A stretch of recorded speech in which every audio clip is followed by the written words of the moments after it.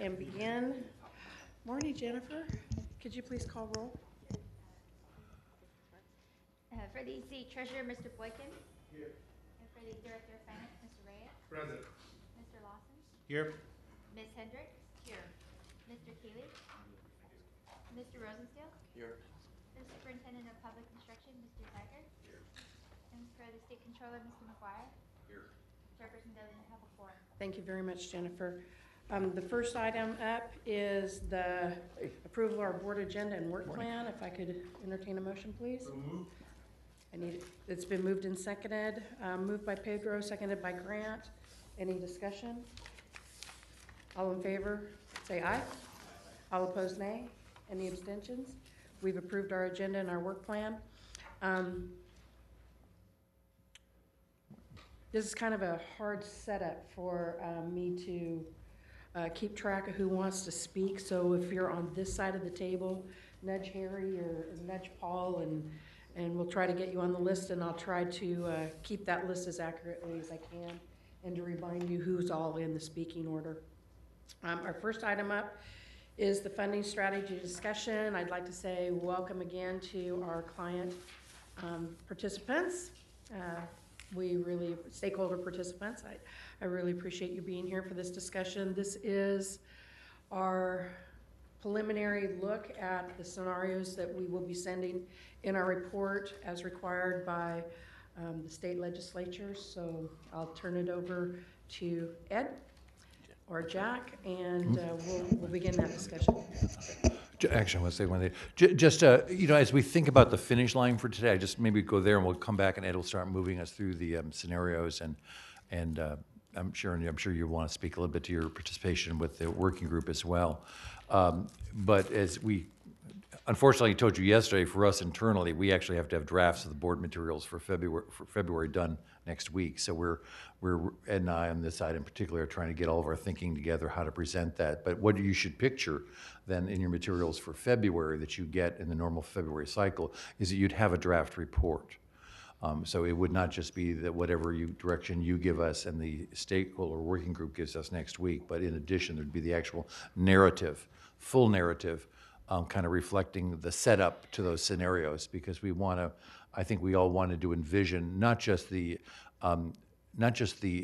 financial issues around the funding, but we want to picture that freshman legislator that really hasn't touched CalSTRS, that doesn't know the history of the funding of the system, that doesn't know how this benefit package compares to other benefit packages. So the report is going to have a little more thoroughness than you might expect for just delivering scenarios to legislators. So I just want to get you in the frame of mind that we're trying to work at a thorough report, not just about scenarios, so people can feel they understand the system and understand the history of it going into it. But I want to show you would have that full report in your board materials, and then the theory would be at the February meeting, that's when we would say, are we there, and what changes to make, and we would check in again with the stakeholder working group as well. So that's the finish line part of it.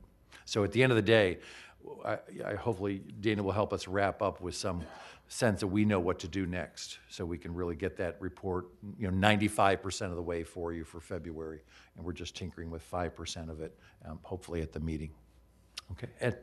Yeah. Thanks, Jack. Before we get started, we have the stakeholders that we had last time, but also we have a new person who was, I think, in the audience but not at the table. So let me introduce Monica Hinestroza, who's from the legislative director for California Federation of Teachers.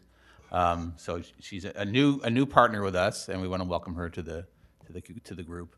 Also, because some of them are going to have to leave in about half an hour because of the governor, had the audacity to have a budget press conference that conflict with our meeting. I want to make sure that they have an opportunity to say whatever they want to say, because we're going to sort of walk through it, and normally, we'd probably hear from them as we're talking about these ideas. But if any of the stakeholders here would like to make a statement or make some comments now, because they may have to leave in the middle, I want to make sure they have that opportunity. So I think David wanted to start out. Dave Walrath, representing California Retired Teachers Association and Small School Districts Association.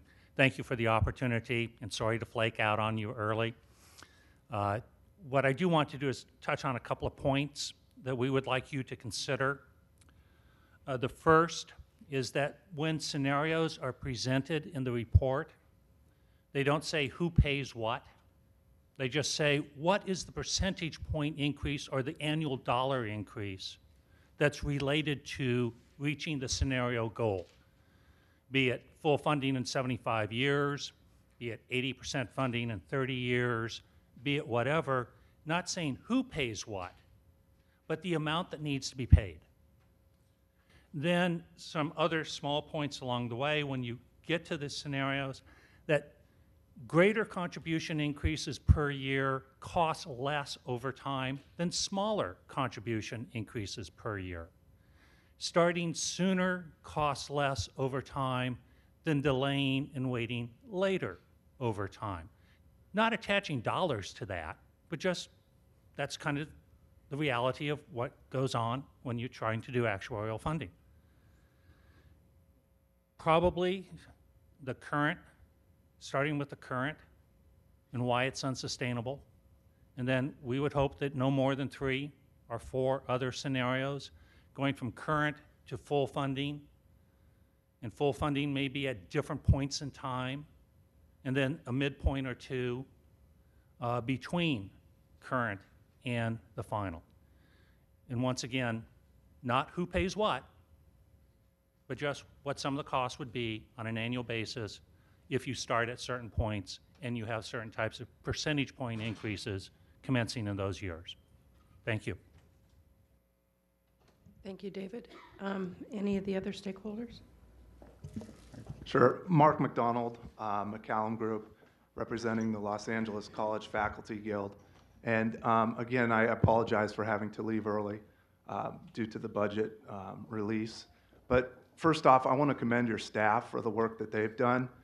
They've put tremendous work into the various scenarios, held a number of stakeholders meetings, and those have been invaluable to our education, and I think will be valuable to your education. A couple things that I want to say is, number one, as these scenarios come out, I think it's important to look at a balance from not only the funding of the system, but also quality of education and access for the community colleges. The other thing is, just to reiterate what Jack said, I think it's important that it's a comprehensive report so that members can be educated as they read the report, and we're not just looking at different scenarios, but there are a number of members that were not here for the pension reform discussions last year, and this report should serve as an education for them on what CalSTRS is. Thank you. Okay. Monica Nestrosa with CFT. I'll go ahead and instead of repeating some of the comments my colleagues have made, focus on one issue that was touched on at the last meeting that I want to make sure CFT officially is on the record for supporting, and that is thinking about dynamic modeling. As we've worked with CalSTRS staff who has done a tremendous job in helping us understand the different models and simulations, it's become quite clear that we're talking about probabilities and the range of variability that can occur over 25 years, not to say 50 years, is obviously tremendous. And so when you look at what's going to happen in 50 years, you don't get the mean or the median of the average of the range of probability. You get whatever you get. And so there's clearly a limitation to modeling, no matter how wonderful those models are. And so we want to encourage a conversation around what is that time span around which we should be readjusting, fine-tuning, reassessing our models. Is it 5 years? Is it 10 years? There's obviously pros and cons to different time spans, but we really want to encourage that conversation to continue moving forward and be included as a component in the report. Thank you. Sal, Jennifer, Andrea? Andrea? I'm here for the long haul. I might dip out for a minute, but I'll be back. But you know, to what towards Monica's comments, yes, definitely. I think we need to get the needle moving on the gauge in the right direction. And so we might, at the end of the day, not have the cure-all. But going back to our comments of having not necessarily a trigger, we discussed that at length, but having some means to go back and re-examine the modeling while we're in the process to see if we need to make a mid-course correction. Mm-hmm. Madam Chair, I too have to leave because of the budget, not kidding. That wouldn't wouldn't surprise any of us, though. I've had, as you know, I've had my colleague, Mr. Gillihan, be part of this last time we met, but he is pulled aside due to the Right. budget issues, not a lack of interest, we're very interested. But he has taken the lead on behalf of finance on this issue, just so that I could inform him. Thank you very much, Pedro. Alrighty, Ed, I think we're up. Okay, so let me, Wait, hang on. oh, I'm sorry, Sharon. Comment. Sharon. This is, I just wanted to comment again. I know the board knows this, but I just want to reiterate that I've been involved as chair of the legislative committee as a liaison for this conversation. I think we're calling it the funding working group. Is that what we've decided on? Yeah. And so again, I just want to reiterate to the board that I'm really operating as a liaison. So I'm not necessarily speaking on behalf of the board, but my job is to kind of bring back information to the board from our conversations with our constituency groups around the funding issues. So, and I do know in our conversations so far, we're also having a meeting next Monday from 2 to 4 again. So we've been meeting, I think we've met 3 times, 1 by phone and for me and 2 live for me. But again, I think the conversation has been clear in talking to constituency groups that our funding issue really is an issue not around our benefit structure itself, but around the economics of the last, 2001 and 2008, and that's been clear from our constituency groups. And so I'm looking forward to continuing to dialogue, and if the board has any other comments or things that you want me to share in our meeting on Monday, please let me know. Alrighty. Thank you. Sorry. Thank you, Sharon. Alrighty. Ready? Yep, we're ready. Okay, so let me explain what you've got in front of you and what we projected on the screen. And for the audience, I think we do have copies of this material out there, so if you want to follow along. Ed, before we get, I'm sorry. Sure. You just reminded me when you said that we had copies for the audience. I'd like to remind the audience that the goodies that are over here in the far right, my far right, are for everyone. So please feel free during the course of the morning to indulge. Thank you. Sure. Already, thanks, Ed. So in the course of the conversation that we've had with the stakeholders and sort of running through a lot of different approaches that we had with them, we sort of made a decision at the staff that we thought it was helpful to try to organize these different approaches in more thematic approach. So that's sort of what you're seeing now. So what we've sort of done is what the resolution requested is that the board, the CalSTRS submit to the legislature 3 or more options to address the long-term funding needs. And what we've done in this particular case is define the option in terms of a particular outcome. And so the outcomes that we've identified that I'll sort of walk through different approaches to achieve those outcomes is the first one is to fully fund the liabilities of the defined benefit program, which is obviously the goal that everyone should have is to try to have a contribution scheme in place that would, in theory, get us to 100% funding at some point in time. But we also, just for the purposes of giving the legislature as much information as possible to understand what their options are, we did identify some alternative outcomes, and we'll walk through some of those as well. The second one being just avoiding the depletion of the program assets. So right now, as of the 2011 valuation, we would have run out of money in 2046. That's changed a little bit with PEPRA and also with the returns from this last fiscal year, but it's around the mid-2040s. And so the one outcome would be to change the contribution rate structure in such a way that we just avoid that entirely. So we will always have money to pay benefits. We don't go back to a pay-as-you-go system. So that would be a second outcome. The third outcome is to achieve a specified funding target. And this is the kind of thing that people often talk about. And we talk about this to some extent in the report that you'll see next month, but a lot of people think about, well, if you're 70 or 80% funded, you're in good shape. And I think the one thing that's important to recognize is, from our perspective, the specific funding target isn't that critical. Really, what's important is what direction you're heading. Right now, we're 69% funded, or we were last time, which, people might think that's good, but we all know that we're 80% funded, we're 75% funded, we're 69% funded, and that's going to keep going down. That's the problem. So, but people can have an objective of saying, let's try to get 80% funded within some time frame. And so we want to identify different approaches to get to that. And then the last one is simply just trying to not necessarily trying to accomplish any long-term objective, but simply just make the situation better than it is now by delaying the depletion of assets, by having a small increase in contribution rates that at least puts off for a period of time the point in which, in fact, our assets are depleted. So we'll walk through each one of those things, but just keep in mind that that's how we are defining the options as these particular outcomes, and they all have different approaches. I think what we're looking for from you, and I want to respond to a comment that Dave made, because it's a fairly important thing, because what I heard him say is what he was looking for was sort of identifying what it would cost to get to that point without necessarily saying who pays for it. But as you'll see when you look through each of these individual approaches, we do identify a distribution of that burden. Obviously, the legislature in the end will decide what that distribution is. We're just trying to give them an idea of what it looks like. But that's a fairly key issue that you need to decide, is whether we show it to that level of detail, or we just simply say, if you increase contribution rates by 3 percentage points per year without saying who ends up paying, whether it's 1, 1, and 1, or 2 and 1, or whatever it is, here's what it looks like. That has a different presentation. So I want to make sure that you're all comfortable with how we were proposing to present this.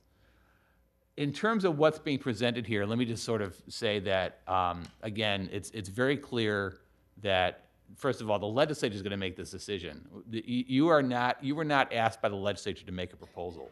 You were simply asked by the legislature to give them information to help them make a decision about how to address the funding of the program. So you do not have to make a decision about what your preference is. You are just simply saying, here are some facts, and we are making it very clear in the report that we will be there to help them sort of sort this whole issue out. So there are some outcomes that are much better for the program than others, but we are simply just saying this is the information that's out there. So that's the first issue. The other one that is and it's also very clear that whatever the ultimate decision is, we've got 11 different approaches in this thing. It's entirely possible that none of these is what ultimately gets adopted by the legislature. It just gives them some information to sort of gauge the kinds of approaches they want to take. But in terms of these specific approaches, there are some underlying similarities of these things that I want to talk about.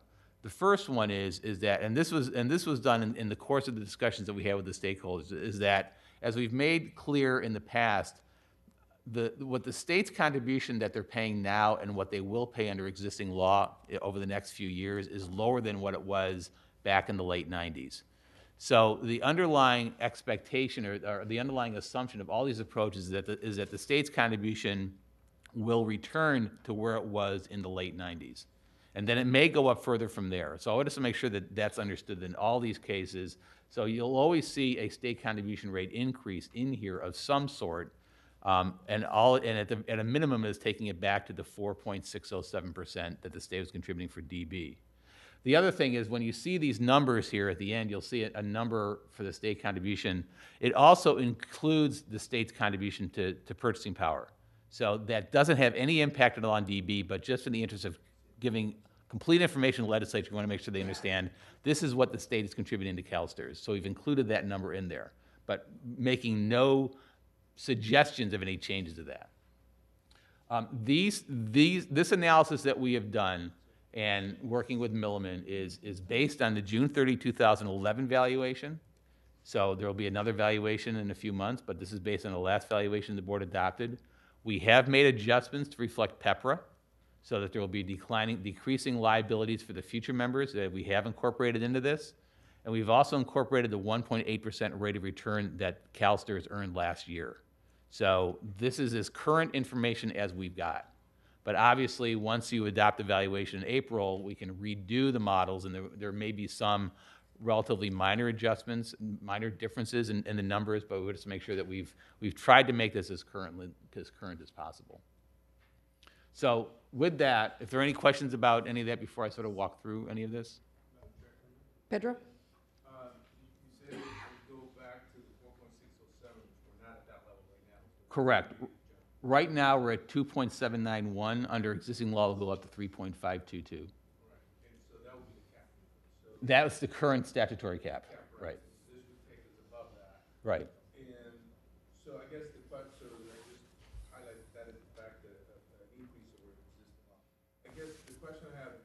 4.607 and state contribution purchasing power, are you assuming that as well for new employees? Yes. Because that's what the current law provides. And even though the current law provides the increases are based on unfunded liability, you're applying an unfunded liability factor to new employees that hasn't occurred yet? No, the unfunded liability is associated with service that was already performed. Unfunded liability never affects future service. It's always service that has already been performed. So there is no unfunded liability associated with new members, and there is no expectation of unfunded liability for new members. But isn't some of the increases the that occur, though, to cover some of the unfunded liability? I mean, it goes up if you have an unfunded liability over time, right? I'm sorry, It has what? been going up, The deficiency the test. deficiency. I mean, in terms of the state's, as far as the state's contribution is Yeah. concerned, the state's contribution is going up because there's an unfunded liability associated with the 1990 benefit structure. Right. And that's so why it's continuing to go up. Do you apply that to new employees? To the employees, no. I mean, it is, when you consider the cost for new employees, and you're looking at the state's contribution of 4.607, are you including that? Jack knows what I'm talking about.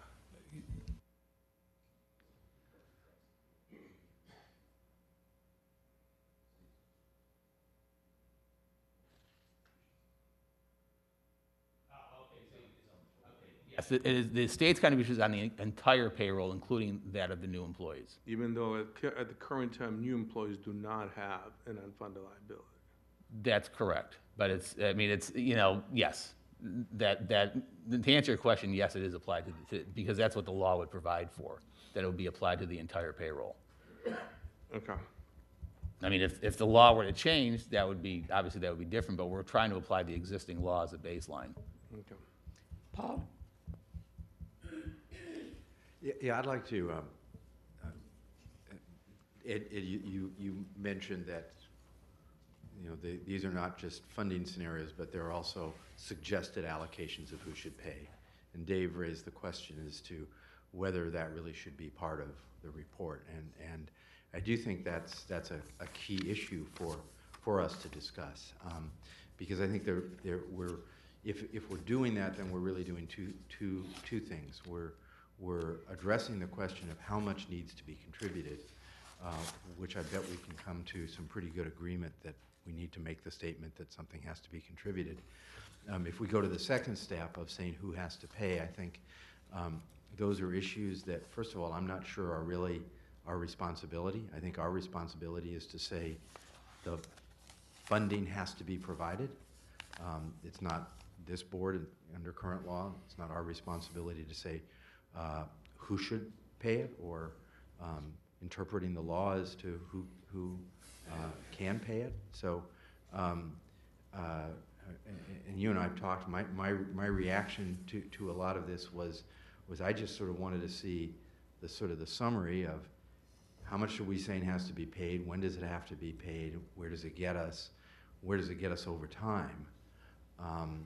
But I do think for the board, it's a big question whether what we want to pass on, because if we don't want to do that, I think we can eliminate a lot of the discussion that we will otherwise have today, because already I think that's what most of the discussion is not questions of how much should be paid, but who should be paid. And I think the big message we have to get to the legislature is a lot of money has to be paid. So I just open that up. Maybe it's something we would want to discuss before we go further here. And just a couple of comments. One is, in terms of what the resolution asked for, it asked for CalSTRS to submit it to develop at least 3 options in a manner that allocates any increased contributions among the members, the school employers in the state.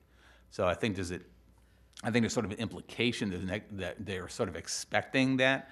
And I think the other thing is to bear in mind that the board isn't being asked to identify who should pay it. They're just being asked, I think we're presenting the report as in terms of if it was done this way, this is what the impact would be. In the end, it's the board's decision what they feel comfortable in terms of presenting to the legislature. But again, you're not necessarily endorsing or you're not at all endorsing any particular approach of saying that the members ought to pay this, the employers ought to pay this, the state ought to pay this. We're just simply saying, if it was done in this manner, this would be the outcome. And I think the other thing is, and obviously it could be done in other ways, I think it needs to be clear to the legislature that there are limitations in terms of who can be requested to pay something, particularly with respect to the existing members. There's a limit to how much the existing members can be asked to pay, and there's things that have to happen in return for that we want to make sure they understand that, so because that would affect how they approach this issue as well. Can I just respond to that? Yes. I mean, if we wanted to do that, the other alternative then would be to show the funding scenarios and then have a separate section on, okay, here are our understanding of the constraints as to whom those increased responsibilities can be allocated. You're talking like in the narrative, Paul? Yeah. Right. Yeah. Could you just paint it so we could hear it? What would more generalized funding scenario be without those interior caps on the member contributions? I'm not sure how. Sure. I mean, just, you know, if you let's look at scenario 1B, it would just say that to get to full funding in 75 years, we would have to increase the contributions 1.5% per year, beginning in 2014-15, and until they got to a total of whatever that total is. Okay, I have a list. I'm just saying, so that, and then you separate, and then it's just saying these are the contributions that get you then in 2084-85 to fully funded, without saying how that 1.5% per year is allocated among the various parties who could be paying. And then you have a separate section saying, here's who's paying now, here's what they're paying now, and, you know, the issues that arise about how to allocate it. Could we just stay with it for a minute? I just want to make sure I got it. So, but in that, let's say with that one example, Yeah. if you modeled that so that we could still predict what the final funding would look like, wouldn't we have to make an assumption on capping the member contributions within that modeling still because of the legal limits? Well, that's what I'm trying to that's get, what how I'm do I saying. model? What I'm saying is no, you don't, because in that model, you're not saying who pays. You're just saying the total contributions have to go up 1.5%. And then, Yeah. and then in a separate section, you talk about. Even though they really couldn't because of the legal limits. Jack, I don't want to get, we're not lawyers, and I don't want to get into that discussion. I- Okay? If I may, Yes. just, I think in that, like using that particular example, I think we'd have to say it goes up 1.5% per year, and it would go up a total of the sum of those three numbers that are seeing there, 2.6 and 4 and 5.085. Otherwise, it goes up, it doesn't indicate at what point does it stop going up. No, that's right, Right. exactly. So So- whatever year that is, I don't know what year that is, it's hard to read it, but it looks like it stops going up in about 10 Right. years. The- So it goes and- up 1.5% Right. per year for 10 years, and it gets up to about 34%. Yeah, I mean, that's certainly an approach. It's a relatively minor point, but I just want to make sure people remember this, is that a 1% increase on the member results in a different amount of money than a 1% increase on the employer, which is different than 1% increase on the state. So it would make a slight difference how you allocate that 1.5%. It's probably, I don't know, Nick could probably respond to it, it's probably not dramatically different, but it's something that when they finally got down to figuring it out, you'd have to But we take. could do. I Yeah, mean, you'd have to factor that in. It It's would just- actually obviously be a slightly different Yeah, scenario. right. I'm just suggesting. Okay, well, that's that as certainly an the- approach. As an alternative, because. Alrighty, so I have Harry, Michael, Sharon, and Dave. Dave, so I'm gonna ask Harry, Michael, and Sharon if it's okay if Dave goes first because of the whole budget thing. Dave, go ahead. Thank you very much. The one thing I would say is that on the sidebar dicta that you're going to be doing after you look at how much the total is, how much percentage per year, what that costs, is that I do believe you do need to have in there that legally you cannot increase current member contributions unless you give a new benefit. And that it's possible to increase new member contributions under that situation. And you could talk about, at that point, the discussion of what the value of the 2% annual increase is. But I think it's very, very important to indicate the tie between current member contributions and member contributions tied to the legally required new benefit. Thank you, Dave. Michael? Is it related to that? I want to agree with everything that's been said by Paul and Dave on this point. I think it's very important, and this goes back to what Jack was saying. We have a number of freshman legislators, and we have some not-so-freshman legislators who are not going, whom we need to walk through this step by step. And I think the first step should be, on an aggregate basis, what do these numbers need to be? And then we have the expertise. You have been you've been talking with the stakeholders. We need to give them the benefit of the information that we have gathered and that we have with respect to how this plan operates, how it affects our members, the limitations on what the legislature can do with respect to the members, as Dave is outlined. All that we need to lay this out as clearly and as effectively as possible and tell a story. And at the end of the day, I have no problem with us saying, based on what we know, based on what we've heard, based on all the information that we've gathered, here is a scenario that we think, we can have a preferred one out there or a couple of preferred ones out there. You can end up with these structures that we have here, but they need to have the narrative of how we got there. Sharon? Is it on? Hello. And I guess I want to say to Paul and Michael, I think that's actually what Ed is planning to put in the report, correct? I mean, we're in that report, we do have, 38 new legislators? Right. We recognize the fact that we have a lot of folks that don't understand CalSTRS. And even for us as board members, there's a lot of complexity here. And so I hear what Paul's saying in terms of, not trying to kind of get too much in the nuts and bolts of that piece. I guess my only caution would be, there are unique aspects to the member contribution and limits to that, the 2.6%, and the employers, and obviously the state is the kind of question. And so I do think the report is going to serve as a tool to educate the newest, freshest, greenest legislator out there, right? I mean, Yes. That's the plan. Right. That is our intention, is to have that document be educational, 101 on CalSTRS. We recognize this is for a legislator diving into the deep end a little bit with this whole scenario. But so I think that the fears around kind of people not understanding, I think that's the goal of the report. And obviously, constituency groups are going to be meeting with legislators. I and Marianne are going to be meeting with legislators. I know we're going to be trying to educate these members on the system. But I would say I'm not comfortable with just kind of coming in our report and just giving a vague, just a number, because I do think that there's a level of sophistication to each of the pieces, the members, the employers, and the state that I'm not saying we should prescribe an answer, but I certainly think we need to give some suggestions, because I don't have confidence that legislators will be able to come up with those suggestions on their own. So I don't think we need to dictate that. That's not our job. But I do think that we're working with constituency groups to have options out there. Here's what this might look like. Here's a couple of different ways to look at it. Just briefly, I don't see it as a either-or situation. I think the report can be very clear that these are some scenarios that we've worked on, that we've identified, that will help move the needle in the right direction, we believe, if this course of action is taken over this period of time. I also think it needs to be clearly stated that there may be alternatives.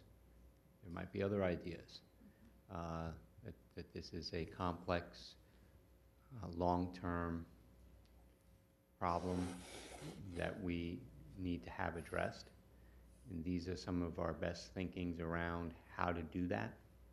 Here's what our understanding of what the law is based upon precedent that has already been, where the courts have already spoken relative to increasing contribution rates for current employees cannot be done without a comparable increase in benefit. I think the courts have spoken on that issue. But I also think it can be clearly stated that, you know, there may be other approaches and ways to address and tackle this issue. So what I'm trying to state is that I don't think it has to be either or. I think what Paul's asking for and what's here is don't have to be separated out. We can accomplish both in the report. Maybe I was going to do this at the end, but maybe it'd be helpful to do it now. I was going to sort of walk through in a little more detail what we were planning on talking about in the report, just so you had a good sense of what level of detail we were going to go into. Would that be helpful to do that now, or okay? So we're starting out is sort of, you know, just talking about who's a member of the DB program. I mean, it's, you know, for all of us, it's really obvious, but we just make sure everybody understands it. It's, you know, it's K-12, it's pre-K-12, community college, charter schools, you know, it's the academic personnel, it's all of that. We talk about the benefit structure in terms of for the 2% is 60 member, which is the, you know, the bulk of our group, and exactly, you know, how the formula works, you know, what the components are, what the age factors are. We go into that information, how final compensation is determined. Thank you. Thank you See you all. guys. Thank you. Thanks, Warren. Thanks. It's okay. All right. Will do. Good luck. You know, the fact that they're not in Social Security, you know, what kind of a replacement ratio they get out of that benefit on average, you know, just the structure of that benefit. And then we talk about what got changed in PEPRA last year for the future members, and, you know, and what kind of benefit they end up with, and to what extent it's been reduced. And then we talk about how the program is funded. So we go into detail about, you know, what the member contributes, what the employer contributes, what the state contributes, some history around that. We talk about you know, what the funding status of the program is as of June 30, 2011, in terms of the $64 billion shortfall, that the contributions that are received are sufficient to cover the normal cost, but we have this unfunded liability. That it gets depleted in 2046, what impact PEPRA had on that depletion date, you know, those kinds of things, what caused the shortfall in terms of the market downturn from in the last decade. And then we go through a fairly lengthy, which you've never seen actually, and we're going to sort of show that to you next in February, was a history of the funding of the program in the last 100 years. So you can see how much it has changed over time, that when we started 100 years ago, the employer contributed nothing, and the member contributed something, and the state contributed something, and the employer didn't contribute until the mid-30s. And we go through the history of all of that, and the reports of people have that historical context. And then we sort of talk about the different approaches that people can take. I mean, we could, you know, people always talk about, can you invest your way out of it? And we talk about the probability of that occurring, which is like around 15% chance that we can invest our way out of this thing in any meaningful way. The second, you know, other issues around liabilities, and then the third issue is just around, you know, and we speak to the issue of, because this has come up about what if you were in Social Security, and we talk about the analysis that we've done about that, and then finally around, you know, there are contributions is the thing, and then we talk about the impact of timing we talk about the constraint on the member contributions and how you can address that, and we talk about the Prop 98 issue with respect to, if you increase the employer contribution, what impact, if any, does it have on Prop 98, and that legal issue that we identified at the December meeting that, you know, hopefully gets resolved between the Attorney General and alleged counsel. And then we talk about, you know, addressing the shortfall and what the resolution asked for, and we talk about the impact of, you know, the impact of an increase on the state versus an impact of an increase on the employer versus an increase on the member. And then, you know, what it would cost to address the shortfall. And then we talk about the timing issue, that if you're going to do a significant increase in contributions, then how quickly they go up is of greater significance than when they start going up. But if you do a small increase, then when you start it is more significant. So we make sure they have all that information. We talk about GASB. And the impact that the new GASB standards have on financial statements, and passing a bill this year, maybe possibly even next year, has on the financial statements, as opposed to waiting down the road. And then we were going to go through these examples and talk about those in more detail. So I think we've got, and then the other issue is, the other important issue is that, and we don't identify it here, but we went through this in each case, is, as we talked about the last time, there's a very high probability that no matter what it is you do, it's going to come up with too much money or too little money. So there has to be some recognition on the legislature's part that 10 or 15 years down the road, or whatever that time frame is, they're going to have to take another look at this, either because there's too little money going in or there's too much money going in. And we want to make sure that they understand that. So that's the level of detail. So we think it's enough information for the freshman legislature. They get some context. It's a standalone document. We go through that. I guess in terms of this discussion about whether we go into the impact on the individual stakeholder is, we could provide this exact same document, and if you didn't want to go into that level of detail, we would simply just eliminate the color gradations on the graph. So you could see the way the contribution rates would go up without saying that the member pays this amount and the employer rate goes up at this rate. That can be done without necessarily reducing the amount of information, but I mean, it's something that we need to get some direction from the board about, do they want that or not, because obviously that's a different presentation. You know, as I said in the resolution, what the resolution said was in a manner that allocates the contribution. So I interpreted it to mean they wanted that breakdown. But if the board's decision is not to do that, you know, we can certainly change the presentation to eliminate that, seeing the specific impacts on the stakeholders. Besides just reading the language of the bill, Ed, I'm sure you had conversations with the author and the author's staff. Was there any clarification as to what they did expect in the scenarios and the breakdown per stakeholder group? We didn't. To be honest with you, no, because I don't think it occurred to us that there would be anything other than a breakdown by stakeholder group. Okay. I mean, we can certainly ask them that. I don't have a problem with doing that and getting their sense of what they would prefer. Obviously, they could always ask for that down the road if they want to. It's not like this is the last time. Because we could always provide that for them. Yeah, at a later absolutely. date. But you know, I could certainly ask them if would they prefer to have it or not have it.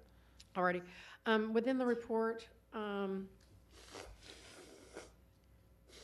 would it be beneficial to point them in a direction of items that we've had in the past and the discussions we've had, or do you feel that that would be beneficial if somebody wanted to do a deeper dive in the conversations we've had? In terms of the conversations that we had back, like, say, 6 years ago, around that? I know that we have a portfolio, well, for lack of a better term, a portfolio that has all our items in it Right. for our board members to go back into Right. and to educate ourselves a little bit more, to remind ourselves what it is that we've had discussions over. Would that be of any benefit to include? I think at the very least, or would it be confusing? Well, I think at the very least we could identify the fact that this has been an issue that's been out there for several years, and we've been Having conversations around it, but not necessarily getting into details about the nature of those conversations, because it gets into issues which nobody is really even taking a look at anymore. Yeah. Do we have that in the report now? No, but I can certainly Let's incorporate add that. please. Yeah, we can incorporate that. As long as that's good with the board. I'm seeing a couple heads shake, and that would be good. Thank you, Ed. Mm-hmm. All right, Jennifer?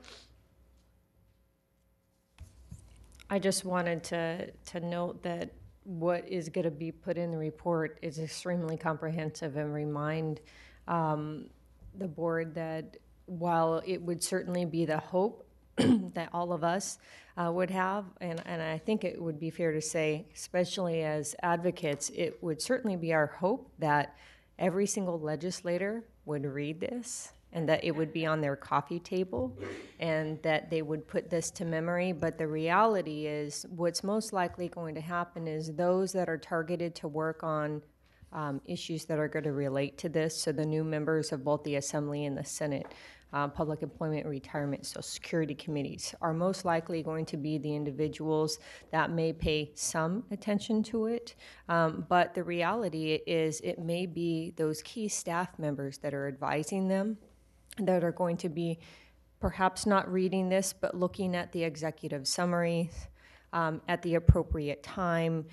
So it's going to be very important for the constituent groups, as well as for Sharon and Marianne and Ed, when you're talking to legislators. If there are key things that we really want them to focus on, we may need to have perhaps one-pagers that can be used for various sections that note, please, this is a very important issue. To learn more, see page 54 of the report because that gives them a quick access guide. But if I could make one plug, at least for CTA, and I know all the other groups may have either similar or varying opinions on the matter, but the fact that there's a dialogue, a willingness to have a dialogue about increasing educational rates for educational employees is huge. And for us, it's very significant that we're entering into the conversation with the willingness for everyone to contribute, not saying, oh, it should only be the state or it should only be the school districts, is extremely significant. And I'm not sure how I can express to everyone involved how significant that is organizationally and how much work that it took organizationally to get to that point. And so if there might be an opportunity within the report to express that there's been a willingness to have a dialogue, it's a very significant factor. And those that work in the legislature that have been hearing about this issue for a number of years, they will understand that significance, and that can be helpful with future conversations. So Ed, can we include that in the report?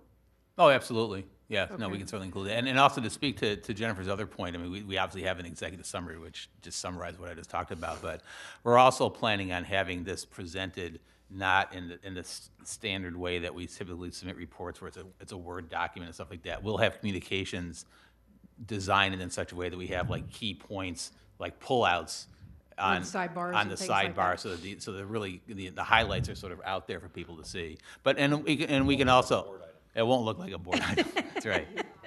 But also, I think we can certainly do a one-pager or, whatever, however many pages it takes to sort of summarize the report. And the other thing is that, our plan is that after the board has seen the report and before it actually gets communicated or transmitted to the legislature, we do plan on meeting with the staff of the committee members and walking through the report with them so they have a chance to talk to us about it so that they can get a little bit more depth. And the committees themselves have staff, don't they? The committee consultants, and they're part of the They're group part of that the we're stakeholder talking group, with, right. but, the committee members themselves have their own Right. personal They'll have staff, and we staff want to too, make sure also. that they're on top of it as well. And now that both sides have committees, that we actually have people that we can talk to. So that's good. Sal? Not to continue to spend more time on this particular piece of the conversation, but I think it's important to also recognize that this is a report that ultimately something from this report has to be embedded into a bill, and that once you put this particular concept into a bill, the dynamics change dramatically, because now you're talking about a piece of legislation that has to go through its cycles. Right. And in every phase of that process, there's going to be pressure points, whether we like it or not. And one of the things that we're going to have to be able to work together, and I want to congratulate this body for taking the time to involve the stakeholders at this particular level, because it's going to help us all be united. But because of that, I think we need to be prepared as it's going through that process to be able to continue to fight for those principles that possibly this report will call for, but it does change the dynamics. And as it's going through committee hearings, as it's on the floor of the legislature, the debates get very interesting, and we don't have control of those for the most part. And so it's a piece that I just wanted to kind of add on to what already my colleagues have said, and Ed have said, and many of you have said. Madam Chair, clarification. Jennifer mentioned that their willingness to go and partake on the 2.6.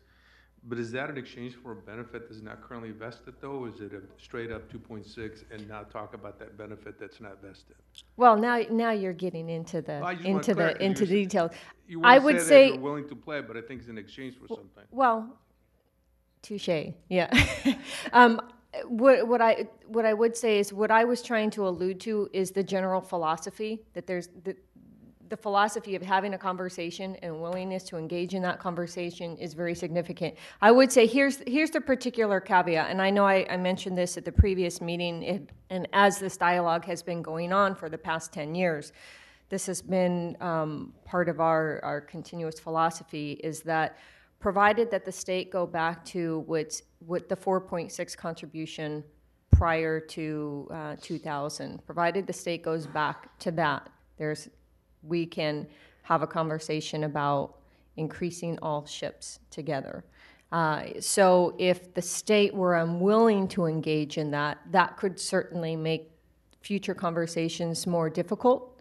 But if there's a willingness to say, okay, here's a starting point that we can move from, if we were able to start from here, how far would everyone be willing to go? So, I mean, naturally, some of those issues are going to get somewhat sensitive depending on what the fiscal climate looks like, what Prop 98 is looking like. But provided that the state does move to that, there is a willingness to have a broader conversation about that.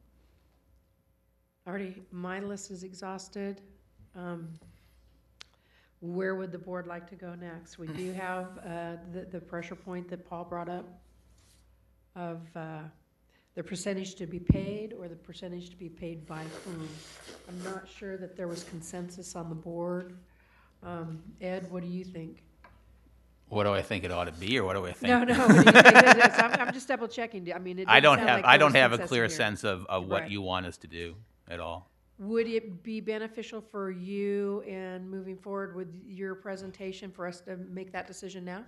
It doesn't matter. I mean, you know, like I said, the only difference would be in terms of how we ultimately present the information is whether or not there are colors in that graph or not. So it's, you know, you can make that decision now or you know, at the end of the meeting. We just need to make sure that we have some clear direction in terms of whether or not you want to include that level of detail. All right, pleasure of the board.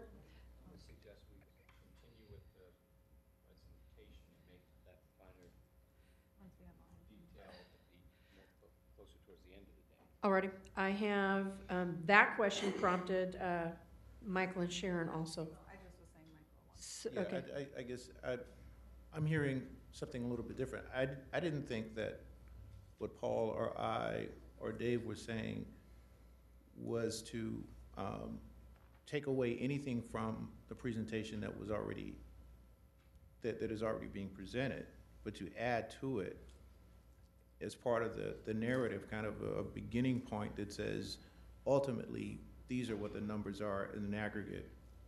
And I'm not sure that I heard, maybe I just didn't, that there was a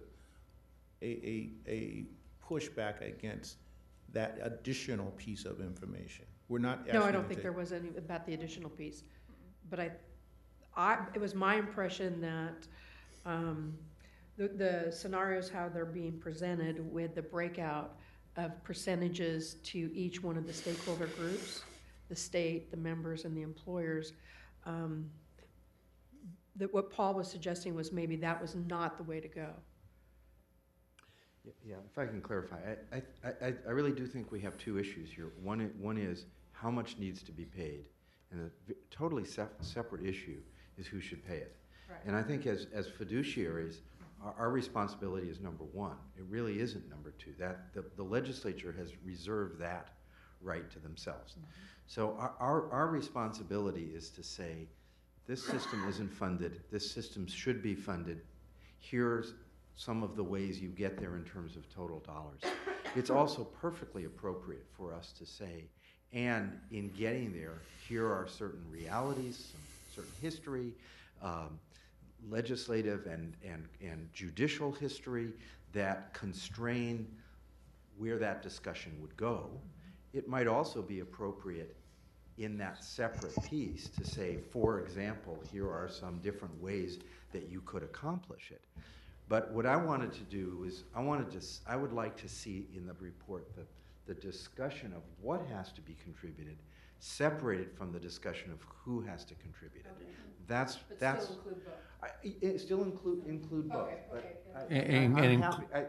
My feeling is I'm not sure that I feel it's that important to have a comprehensive number two, but I think others on the board want a comprehensive second section.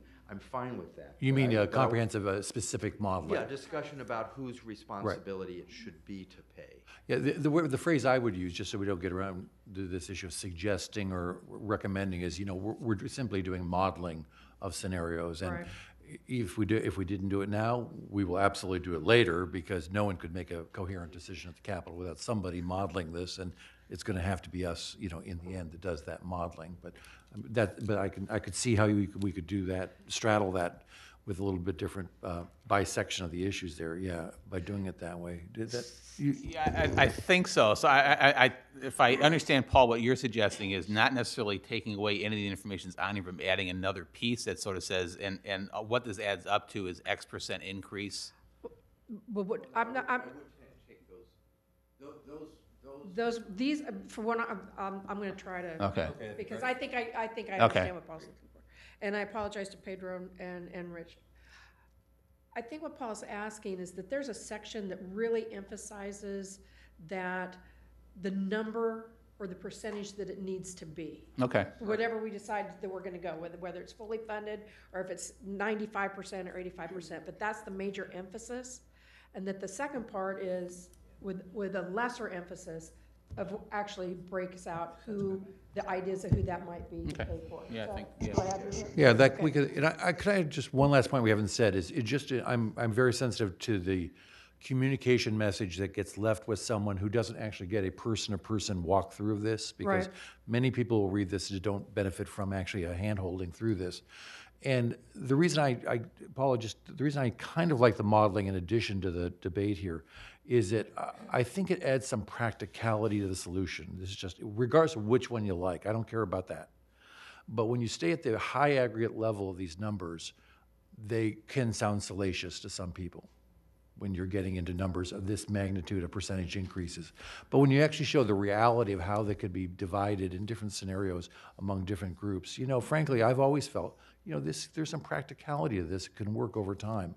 But I've read too many stories from around the country and watch how the media processes these humongous aggregate increases. And generally, they add a tinge to it that isn't lend itself to a good solution. So I think there's some communication value here of showing there is realistic scenarios, regardless of which one you like here, that could work over time, that the system can support. So that was the other piece I saw, at least.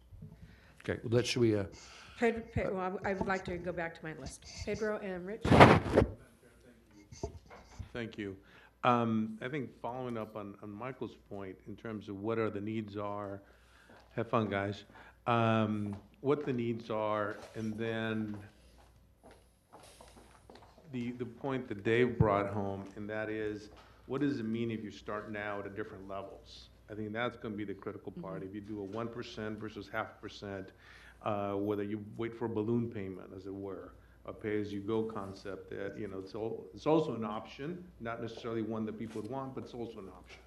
And I think that'd be kind of important to have.